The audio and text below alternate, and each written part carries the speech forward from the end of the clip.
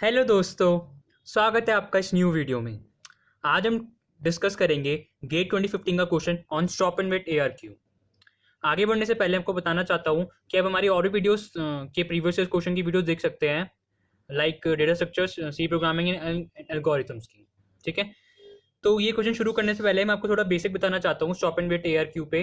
ARQ का मतलब होता क्या है, stop and wait ARQ basically, and उसमें हम किस टाइप के क्वेश्चन एक्सपेक्ट कर सकते हैं गेट में, एंड देन फिर इस क्वेश्चन पे आते हैं वापस। ठीक है, तो स्टॉप एंड वेट ARQ में क्या होता है, सबसे बेसिक से पहले लेके चलते हैं। जो हमारी क्या कहते हैं OSI लेयर्स होती हैं, उसमें डेटा लिंक लेयर जो होती है, उसके बारे में पहले ही बताया था कि अब बहुत सारे उसके पास काम होते हैं। उसमें से एक काम उसके पास होता है flow control. And flow control में फर्दर 3 टेक्निक्स आती है हमारे पास, stop and wait ARQ, go back and selective repeat. ये 3 टेक्निक्स होती है हमारे पास ARQ मतलब ऑटोमेटिक रिपीट रिक्वेस्ट। ये 3 टेक्निक्स होती है हमारे पास फ्लो कंट्रोल को हैंडल करने के लिए। ठीक है, तो बेसिकली फ्लो कंट्रोल की सबसे पहले हम ये देखते हैं कि हमें ज़रूरत क्यों पड़ती है। फ्लो कंट्रोल की ज़रूरत वहाँ पड़ती है जब आपके पास एक फॉर एग्जाम्पल एक सेंडर है, एक रिसीवर है। सेंडर से आप रिसीवर को डेटा भेजे जा रहे हैं, पर जब काइंड ऑफ रिसीवर जब ओवरबर्डन हो जाता है ना, फॉर एग्जाम्पल सेंडर डेटा भेजे जा रहा है, वो रिसीवर की बात सुन नहीं रहा कि रिसीवर की कैपेसिटी है भी या नहीं, कि वो इतने फ्रेम्स एक्सेप्ट कर सकता है या नहीं। इसको कंट्रोल करने के लिए हम फ्लो कंट्रोल पढ़ते हैं। ठीक है, तो स्टॉप एंड वेट ARQ में क्या होता है, सबसे पहले स्टॉप एंड वेट के बारे में देख लेते हैं। ये क्वेश्चन स्टॉप एंड वेट पे है, तो उसी पे डिस्कस करते हैं आज। स्टॉप एंड वेट में क्या होता है, एक सेंडर है हमारे पास एंड एक रिसीवर है। ठीक है, फॉर एग्जाम्पल ये सेंडर है, ये रिसीवर है। ठीक है, एज्यूम कर लेते हैं सेंडर के पास कुछ फ्रेम्स हैं, नंबर ऑफ फ्रेम्स हैं जो इसको सेंड करना है, एंड सेंडर क्या करेगा, नंबरिंग कर देगा फ्रेम्स की। नंबरिंग कैसे करेगा, फॉर एग्जाम्पल 0101 के फॉर्म में कर देगा, 01010। फॉर एग्जाम्पल ये इसके पर्टिकुलर 5 फ्रेम्स है जो इसको सेंडर टू रिसीवर भेजने हैं। ठीक है, एंड ये जो 0101 करे हुए, ये नंबरिंग करे हुए है। फर्स्ट फ्रेम की नंबरिंग 0 कर दी, सेकंड की 1, फिर थर्ड की 0, फोर्थ की 1, फिर फिफ्थ की 0। ठीक है, ये फ्रेम की नंबरिंग है, डेटा नहीं है, फ्रेम की नंबरिंग करके है। ठीक है, तो अब क्या करेगा, स्टॉप एंड वेट ARQ में क्या होता है, सबसे पहले हमें ये वाला फ्रेम नंबर भेजना है, फ्रेम नंबर 0। तो ये क्या करेगा, सेंटर क्या करेगा, यहाँ से फ्रेम 0 भेजेगा एंड देन कुछ टाइम, पर्टिकुलर टाइम वेट करेगा रिसीवर का, कि रिसीवर एक्नॉलेज करेगा उस फ्रेम 0 को। ठीक है, रिसीवर के पास भी ये सेम होगा, 01010।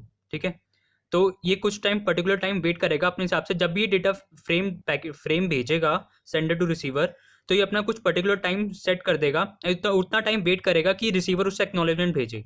सो लेट्स एज्यूम कि फ्रेम 0 सेंडर ने भेजा एंड रिसीवर तक पहुंच गया। ठीक है, रिसीवर तक ये वाला डेटा, यहाँ ये वाला पहुंच गया डेटा। तो अब रिसीवर को क्या चाहिए, रिसीवर को 1 वाला डेटा चाहिए, तो रिसीवर क्या करेगा, ACK 1 एक्नॉलेजमेंट भेजेगा 1 का। एक्नॉलेजमेंट 1 का मतलब क्या है, कि रिसीवर कह रहा है मेरे पास फ्रेम 0 डेटा आ गया है, आप 1 वाला फ्रेम भेजिए अब। ठीक है, तो अब ये क्या करेगा, 0 आपने भेज दिया यहाँ पे, अभी एक फर्स्ट वाला भेजेगा, 01010। 0 वाला चला गया, फर्स्ट वाला भेजेगा। ठीक है, अब ठीक है, ये फ्रेम 1 जा रहा है, अब पर्टिकुलर टाइम कुछ वेट करेगा, टाइमर चला देगा, एक्नॉलेजमेंट आने का वेट करेगा। तो ये करता क्या, बेसिकली सबसे पहले फ्रेम भेजता है, फिर स्टॉप हो जाता है। ठीक है, फिर कुछ टाइम, पर्टिकुलर टाइम वेट करता है एक्नॉलेजमेंट आने का।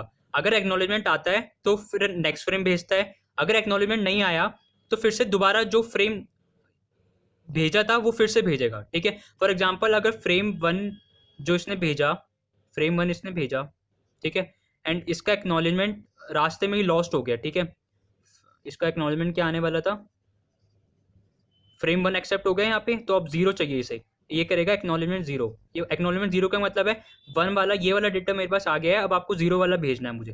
फॉर एग्जाम्पल ये रास्ते में ही लॉस्ट हो गया, ये पहुंचा नहीं इसके टाइमर तक, तो ये क्या करेगा, ये फिर से ये रीसेंड करेगा। ठीक है, ये सेम फ्रेम, ये 1 वाला फ्रेम रीसेंड करेगा। ठीक है, ये वाला फ्रेम रीसेंड करेगा 0101, एंड फिर पर्टिकुलर टाइम यूनिट वेट करेगा।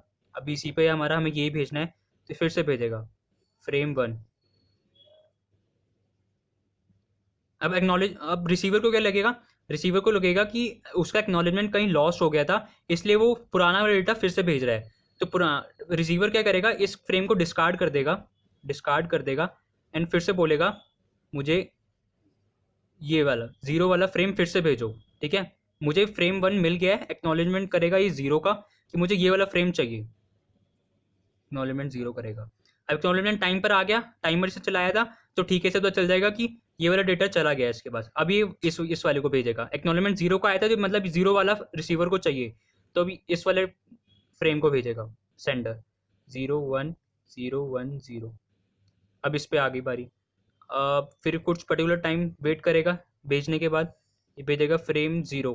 सो लेट्स अज्यूम कि इस बार फ्रेम लॉस्ट हो गया रास्ते पे। ठीक है, फ्रेम 1 इसने भेजा एंड ये लॉस्ट हो गया। ठीक है, ये तो पर्टिकुलर टाइम यूनिट वेट करेगा, रिसीवर पे कुछ पहुंचेगा नहीं, रिसीवर कुछ एक्नॉलेजमेंट कर नहीं पाएगा, कुछ टाइम वेट करेगा, इसके पास एक्नॉलेजमेंट नहीं आएगा सेंडर के पास, तो सेंडर फिर से फ्रेम भेजेगा, फ्रेम 1 वाला। उसे पता चल जाएगा कुछ ना कुछ दिक्कत हो गई नेटवर्क के अंदर, तो उसे फिर से भेजना पड़ेगा।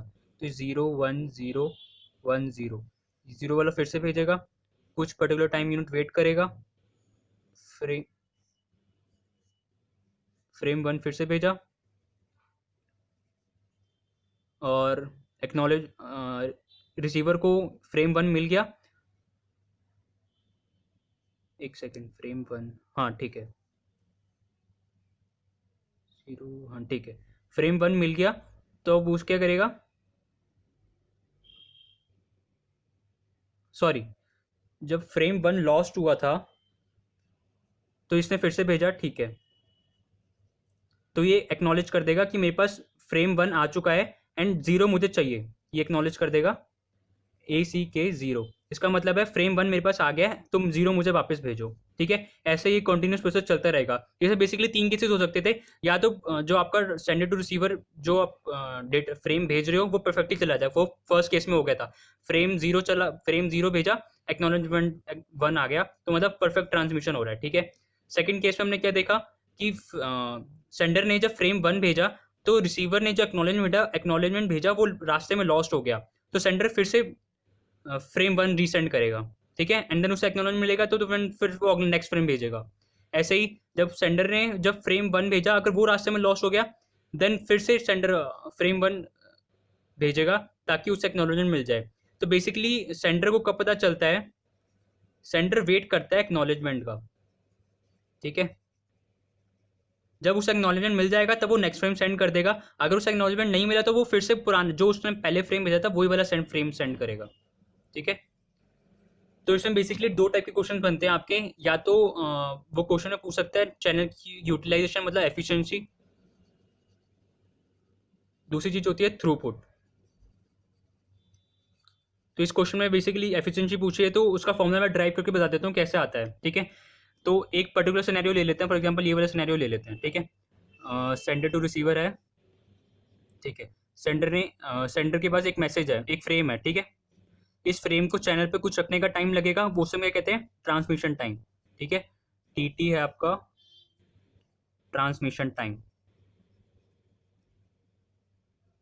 ये ट्रांसमिशन टाइम किसका है, सेंडर का है। ठीक है, इतना ये टाइम लगा। फिर ठीक है, फिर ये जो मैसेज है, मैसेज रिसीवर तक पहुंचेगा, इसमें कुछ कुछ टाइम लगेगा। इस टाइम को क्या कहते हैं, ये मैसेज यहाँ से प्रोपोगेट होकर यहाँ पे चला गया, इस टाइम को कहते हैं TP, propagation delay.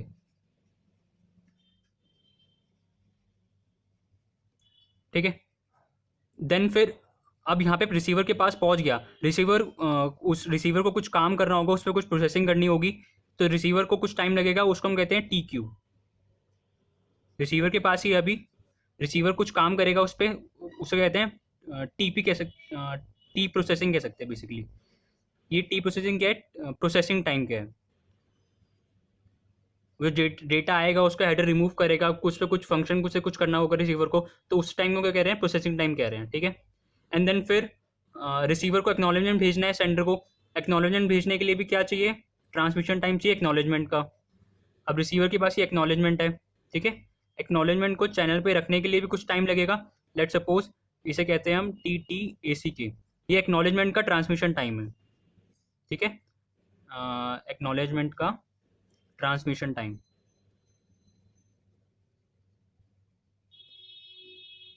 And then फिर इस मैसेज को फर्दर रिसीवर टू सेंडर आने में कितना टाइम लगेगा, सेम टीपी टाइम लगेगा। एक्नॉलेजमेंट आएगा, एसी की एक्नॉलेजमेंट है आपका, इसे यहाँ पे आने में कितना टाइम लगा, टीपी लगा।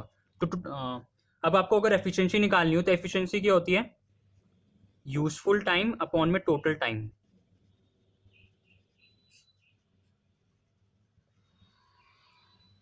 यूजफुल टाइम आपका क्या था, जो सेंडर से रिसीवर भेजने में, सेंडर से रिसीवर पैकेट भेजने में जो आपको टाइम लगा, टीटी था, ट्रांसमिशन टाइम फॉर सेंडर, ठीक है। टोटल टाइम कितना लगा, सबसे पहले टीटी आपको टाइम लगा, देन फिर टीपी आपको सेंडर टू रिसीवर भेजने के लिए लगा, टीपी, एंड देन फिर टी प्रोसेसिंग में कुछ टाइम लगा, रिसीवर पे कुछ प्रोसेसिंग हुई तो वो टाइम हुआ टी प्रोसेसिंग, एंड देन फिर टी एक्नॉलेजमेंट कुछ टाइम लगा, जो एक्नॉलेजमेंट का ट्रांसमिशन टाइम है टी ए सी के, एंड देन फिर से टीपी टाइम लगा रिसीवर से सेंटर पे वापस आने के लिए, टीपी, ठीक है। ये आपका एफिशिएंसी की बेसिकली ये फॉर्मूला टाइप का ड्राइव हो गया, ठीक है। अब इस फॉर्मूला में बेसिकली होता क्या है, आपका जो टी प्रोसेसिंग टाइम है और टी एक्नॉलेजमेंट टाइम है, जो ट्रांसमिशन का एक्नॉलेजमेंट टाइम है एंड और रिसीवर पे जो प्रोसेसिंग का टाइम है, ये जनरली हम नेग्लेक्ट कर देते हैं। पर आपको क्वेश्चन में अगर गिवन हो तो आप क्वेश्चन में, अगर आपको क्वेश्चन में गिवन है ये दोनों टाइम, तो आपको ये लेना पड़ेगा। जनरली हम इसे नेग्लेक्ट कर देते हैं, ठीक है। अगर इसे नेग्लेक्ट कर देंगे तो एफिशिएंसी का फॉर्मूला कितना क्या बचेगा, टी टी अपॉन में T T plus two T P,